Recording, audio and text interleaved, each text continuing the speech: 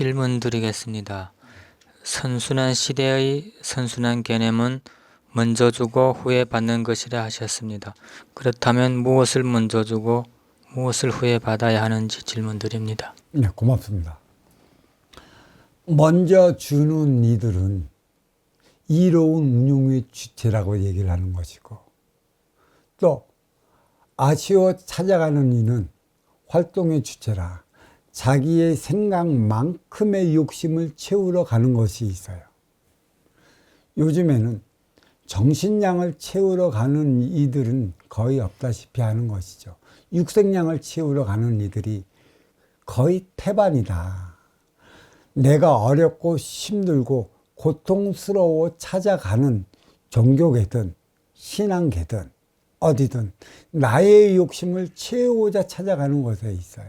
어려워졌다면 그 어려움을 풀기 위해 가는 것이고, 고통스러워졌다면 그 고통을 풀어 헤치기 위해 찾아가는 것이고, 괴로워 찾아갔다면 괴로움을 떨쳐내기 위해 찾아가는 것이에요. 근데 어렵고 힘들고 고통스러워졌다면 그에 따른 그만한 이유가 있어요. 그 이유를 밝혀내서 그에 따른 행위를 하지 않아야 되는데, 어려워졌고 힘들어졌고 고통을 받았다면 그 이유는 불문하고 빌어서 구하려 하는 무속적 행위, 기복적 행위가 전부이다 보니 진정으로 그 종교적, 신앙적 차원에 살아간다면 빌어서 구할 것은 없다라는 사실을 이제는 알아야 합니다.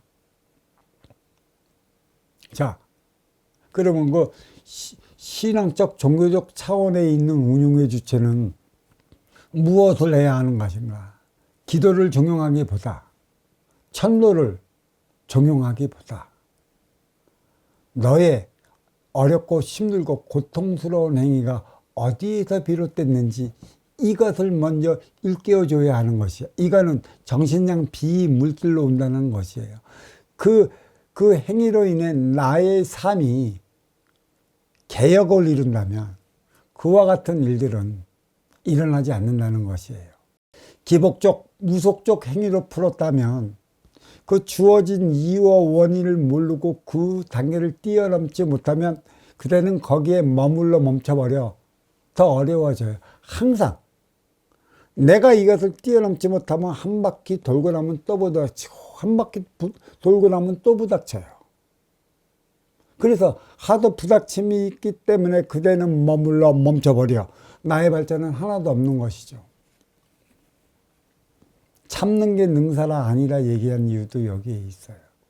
참고만 주면 참고 난 후에 그 이유와 원인을 풀어 헤쳐서 내 안에서 융해시키지 못하면 쌓이고 쌓이는 화해 때는 나중에 폭발해버려요.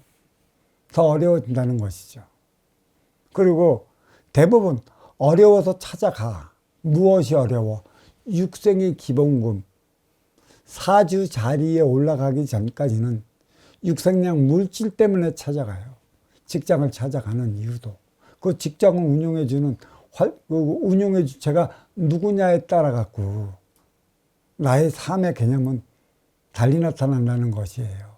제가 항상 그래서 직장을 찾아가는 것은 보여지기 위한 일 안의 육생량을 벌어 나의 유권사를 하기 위한 것에 있지만 그건 보여지는 일 아니고, 보이지 않는 이하는 직장에는 인연이 있고 나를 이끌어 줄 수 있는 운용의 주체가 있다.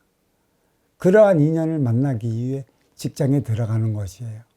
내가 그 육생량, 유권사를 위한 육생량이 아쉬워 찾아갔기 때문에 그 육생량을 위한 그 육생 활동을 열심히 할 때 그 운용의 주체한테 후회 주는 것이죠. 그 운용의 주체는 뭐냐? 너를 받아들인다는 얘기예요. 아쉬운 활동의 주체를 받아들여 아쉬운 소리를 듣고 그가 진정으로 나와 함께해 나가 상호간의 발전을 이룰 수 있다면 아쉬워 찾아온 인연의 손을 잡아줘요. 그러면 일단은 뭐예요? 그 육생량은 해결이 된 거예요. 그러면 육생량 해결을 했더라면 그에 따른 행위를, 육생행위를 다 할 때 그 이득은 누구한테 와요? 운영해줄 때 CEO 사장한테 돌아온다는 것이죠. 이게 먼저 주고 후에 받는 개념이에요.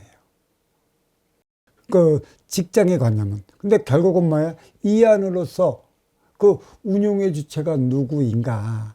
그를 통해 진정한 나의 삶을 살아갈 수 있고 내가 행복한 삶을 누릴 수 있는 가치와 철학과 이념이 배어 있는 운용의 주체이고 또 그 회사를 위해 함께 일하는 그러한 그 직원들도 과연 나와 함께 나가 그들을 통해 내 꿈을 이룰 수 있는가. 이렇게 인연을 만나기 위해 가기도 하는 것이죠. 또 다시 말해 아쉬운 자는 찾아가는 자고 이로운 자는 맞이하는 자예요. 항상 너를 도와주기 위해 찾아가는 자가 없다라는 이 삶의 명제를 우리는 잊어서는 안 돼요. 자기의 뭔가 이득이 있을 때 찾아가는 것이지 이득이 없으면 찾아가질 않아요. 그래서 모든 이들이 살아가면서 옛 지인들의 그러한 기억 속에서 사라지는 이유가 여기에 있어요. 나한테 이득이 있는 이들은 기억 속에서 사라지지 않습니다. 계속 남아 있어요. 그러면 얼마만큼 이로워야 하는가? 나는 무엇이 필요해 너를 찾아갔는가? 찾아가 갖고 너의 그 부족함을 채우기 위한 활동의 주체의 자세가 필요한 것이에요. 자세를 통해 운용의 주체는 너의 아쉬움을 채워줄 것인가 안 채워줄 것인가를 결정을 하는 것이죠. 그대가 육생량이 필요하다면 육생량이 있는 그러한 곳을 찾아갈 것이고 몸에 병이 났다라고 하면 병이 난 곳을 찾아갈 것이고 기타 등등의 나의 부족함을 채우기 위해 그의 적당한 인연을 만나러 찾아가는 것이고 상태를 보고 찾아가는 것이고 상하를 보고 찾아가는 것이에요. 아픈 자는 병을 낫게 해줄 것이고 배고픈 자는 배를 불러들어 육생 안위를 위한 삶을 살아가게끔 일하게 해줄 것입니다. 그 일로 인해 이득이 났다라고 하면 그 이득은 누구한테 들어가요? 운용의 주체, CEO한테 들어가는 것이고 이득이 난 만큼의 선순환으로 인해 정확한 분배의 법칙을 나눠줘야 하는데 지금은 선순환으로 인해 정확한 분배의 법칙이 없어요. 분배를 잘하지 못하기 때문에 빈익빈 부익부로 양극화 현상, 쏠림 현상이 심히 일어난다는 것이에요. 그 쓰임을 다해야 하는 것이죠. 그래도 우리나라에는 그 삼성이라는 굵직한 현대라는 대기업들이 있지 않습니까? 그나마 그런 대기업들에 취직을 하면 나름의 일했던 만큼 보통 직장보다는 더 받기 때문에 즐거워하고 나름의 육생의 안위를 느끼며 살아가는 듯 싶지만 과연 그곳에서 나의 삶, 사랑을 통해 행복을 영위할 수 있을까요? 정신량이 없다라는 얘기입니다. 행복은 어디에서 구현하는 것일까? 행복은 내가 만들어 나가는 것이에요. 사랑도 내가 하는 것이에요. 사랑을 통해 행복을 구현해내야 하는 그러한 행위를 할 수 있는 곳이 과연 있을까?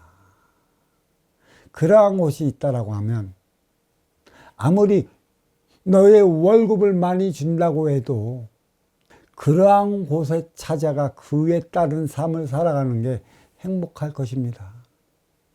보여지는 물질을 쌓아두면 물질을 쌓아둔 만큼 선순환 행위를 다하지 못하면 이 창고를 털어가는 이들은 반드시 생겨나고 창고에 쌓아두었던 육생량은 나이가 먹어갈수록 없어지는 것이에요. 제가 그 인간 공부보다 더 큰 공부는 없습니다라는 내가 법문을 했어요. 먼저 주는 이는 이로 맞이하는 이고, 먼저 받는 이는 아쉬워 찾아가는 이예요. 받기 위해서는 그 많은 자세가 필요한 것이고, 또 받았다면 그에 따른 행위를 다할 것이라. 다 하면서 찾아주는 모든 이득은 운용의 주체의 목으로 돌아온다라는 얘기예요. 간판을 걸어놓은 모든 곳은 운용의 주체이고, 간판 보고 찾아가는 곳은 활동의 주체라. 문제는 어디에 있냐? 운용의 주체가 운용의 주체의 짓을 다하지 못하기 때문에 모든 상가나 상념들은 그 기간이 얼마 오래 가지 못해 나는 망했네 소리를 하는 것입니다. 인연맞이를 못한다는 것이죠. 모든 이들은 간판 보고 찾아가고, 간판 보고 찾아가는 만큼의 그 이로운 행위를 다해야 하는 게 운용의 주체라. 먼저 줘야 하는 것이라. 인연맞이를 못하면 양양상충, 의문상궁으로 인해 나는 어려워지고 힘들어지고 고통받을 수밖에 없는 것이에요. 인연이 안 된다는 것이죠. 인연맞이 어떻게 할 것인가? 인연맞이를 다할 때 아쉬워 찾아가는 이들이 아쉬움을 채웠던 만큼의 그 행위는 반사이익으로 반드시 하게 되어 있는 것입니다. 이게 선순환의 개념입니다. 생각은 나를 위해 하는 것이고 마음은 너를 위해 써야 하는 것이다. 생각과 마음이 내 안에 존재한다는 것은 뭐예요? 선순환을 이루며 살아가기 위해 주어진 대자연의 깊은 사랑이 인간 내면 안에 깊숙이 배어 있음을 알아야 할 것입니다. 이게 선순환의 개념입니다. 자, 이에 따른 그 질문 여기에 마치도록 하겠습니다. 감사합니다.